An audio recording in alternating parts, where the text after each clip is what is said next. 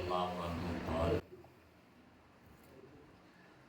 جاء رجل إلى النبي صلى الله عليه وسلم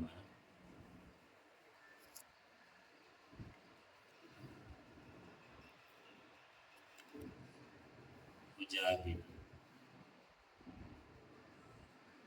அல்லாஹ்வுடைய தூதர் ஸல்லல்லாஹு அலைஹி வஸல்லம் அவர்களிடத்தில் ஒரு மனிதர் வருகிறார். அம்மனிதர் அல்லாஹ்வுடைய தூதரிடத்தில் நான் ஜிஹாத் அறப்போர் புரிய நாடுகிறேன், விரும்புகிறேன் என கூறுகிறார். அப்போது அல்லாஹ்வுடைய தூதர் ஸல்லல்லாஹு அலைஹி வஸல்லம் அவர்கள் கேட்கிறார்கள், உனக்கு பெற்றோர்கள் உண்டா? அப்போது அந்த மனிதர், நாம், எனக்கு பெற்றோர்கள் உண்டு.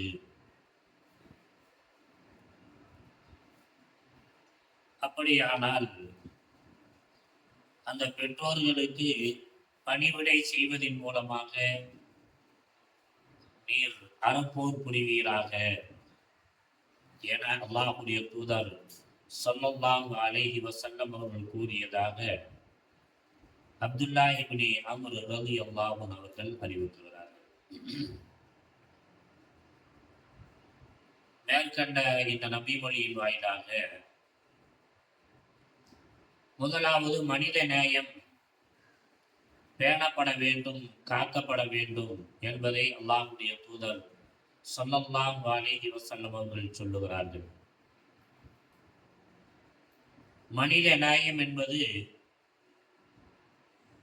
ஜிஹாத் என்று சொல்லக்கூடிய அல்லாஹ்வுடைய பாதையில அறப்போர் புரிவதற்கு நிகரான ஒன்றாக இந்த நபிமொழியின் வாயிலாக அல்லாஹ்வுடைய தூதர் ஸல்லல்லாஹு அலைஹி வஸல்லம் அவர்கள் குறிப்பிடுகிறார்கள். பொதுவாக ஜிஹாத் என்று சொன்னால் உயர்ந்தது ஒரு வணக்கம். அல்லாஹ்விற்காக வேண்டி உயிரை தருவது மட்டுமல்ல ஜிஹாத்.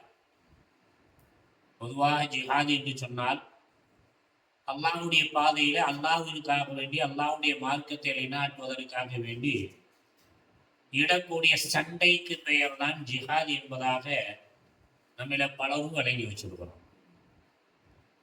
அல்லாஹ்வுடைய மார்க்கத்தை நிலைநாட்டுவதற்காக வேண்டி சஹாபாக்கள் என்ன செஞ்சாங்க? இறை மார்க்கத்தை எதிர்த்து அழித்தொழிப்பதற்காக வேண்டி சண்டையிட்டவர்களோடு, மல்யுத்தம் புரிந்தவர்களோடு, ஆயுதங்கள் ஏந்தி வந்தவர்களோடு போராடிய அந்த போராட்டம், சண்டைக்கு பேர் தான் ஜிஹாத் என்பதாக நம்ம நிறைய பேர் விளங்கி வச்சிருக்கிறோம்.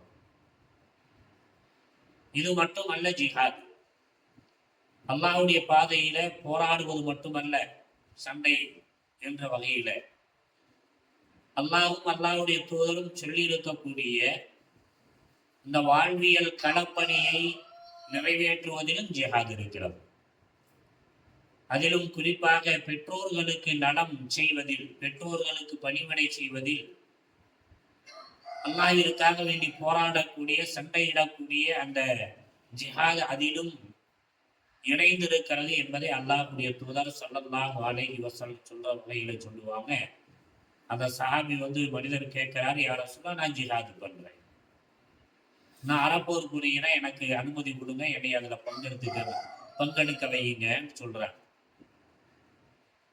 அப்ப இறை தூதரை பொறுத்த அளவில் கிடைச்ச உடனே பயன்படுத்துறது இல்லை, சிக்கனா அடிமை என்று சொல்லக்கூடிய வகையில இழுத்து போட்டுக்கிறது இல்லை. சூழ்நிலைகளை பார்ப்பது அல்லாஹ்வுடைய தூதர் ஸல்லல்லாஹு அலைஹி வஸல்லம் நிலை. எனவேதான் அங்கே பார்க்கிறாங்க, பெற்றோர்கள் பிள்ளைகள் அறப்போர் என்று சென்று விட்டால் பெற்றோர்கள் இருந்தால் அவங்க என்ன செய்வாங்க? வயது முதிர்ந்தவர்கள், பிள்ளைகளுடைய பராமரிப்பு தேவைப்படக்கூடியவர்கள் பெற்றோர்களாக வீட்டில் இருந்தால் அவன் என்ன செய்கிறது? அப்ப மனித நேயம் என்பது வணங்குவது, வழிபடுவது, அல்லாஹ்வுடைய சட்டங்களை நிலைநாட்டுவது என்பதோடு மட்டும் நின்று விடாது. மாறாக மனிதர்களுக்கு மத்தியில இட வேண்டிய, செயல்படுத்த வேண்டிய உரிமைகள், கடமையும் பேணப்பட வேண்டும்.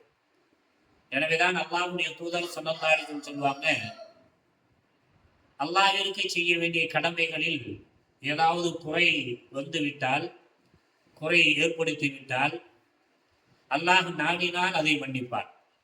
அல்லாஹ் நாடினால் மன்னிப்பான், அல்லது அதற்குரிய பிரதிபலனை தரலாம். ஆனால் படைப்பினங்களுக்கு செய்ய வேண்டிய கடமைகளில் ஏதாவது குறை ஏற்பட்டு விட்டால், தீங்கிழைத்து விட்டால், சம்பந்தப்பட்டவர்கள் அல்லது சம்பந்தப்பட்டவை மன்னிக்காதவரை அல்லாஹ் என்ன செய்ய மாட்டான்? மன்னிக்கவே மாட்டான். அப்ப இதோடு இணைத்துத்தான் இங்க ஜிஹாதினுடைய அந்த தொடர்பை அல்லாஹ்வுடைய தூதர் ஸல்லல்லாஹு அலைஹி வஸல்லம் சொல்லக்கூடிய வகையில் சொல்றாங்க.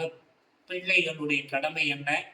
பெற்றோர்களுக்கு அவர்கள் இயலாத காலத்தில பணிவிடை செய்வது, பராமரிப்பது, கண்ணியப்படுத்துவது பெற்றோருடைய கடமை.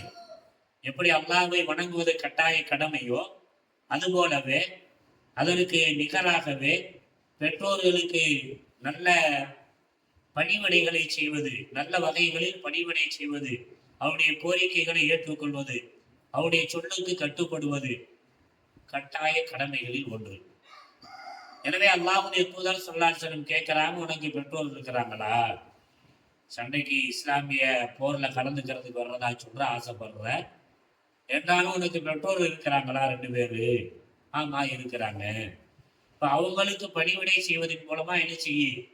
அந்த ஜிஹாதை நீ செய்து கொள், அந்த அறப்பணியினை பங்கு கொண்டு கொள், அந்த அறப்பணியினுடைய பங்கு உனக்கு கண்டிப்பாக கிடைக்கும் என்று அல்லாஹ்வுடைய பாதையிலே சண்டையிட்டு தன்னை உயிர் மாய்ப்பதற்காக வேண்டி வந்த ஒருவரை அதைவிட சிறந்த ஜிஹாதாக, அதைவிட சிறந்த ஜிஹாதாக உடைய வீட்டில உடைய பெற்றோர்களோடு இணைந்து அவர்களுக்கு வேண்டியதை செய்தி மகிழ்விப்பாயாக என்று சொல்லுகிறார்கள் என்று சொன்னால், இந்த செய்தி, இந்த கடமை நம்மில் ஒவ்வொருவர்களும் நினைவு கொண்டு மனதில் இருத்தி கடமையாற்ற கடமைப்பட்டிருக்கிறோம் என்பதை மேற்கண்ட செய்தியின் வாயிலாக உணர்வு பெறுவோமாக. அல்லாஹ் அதற்கான அறிவையும் ஆற்றலை உணர்வையும் தந்தல் புரிதல்வானாக. வமா அலைனா இல்லல்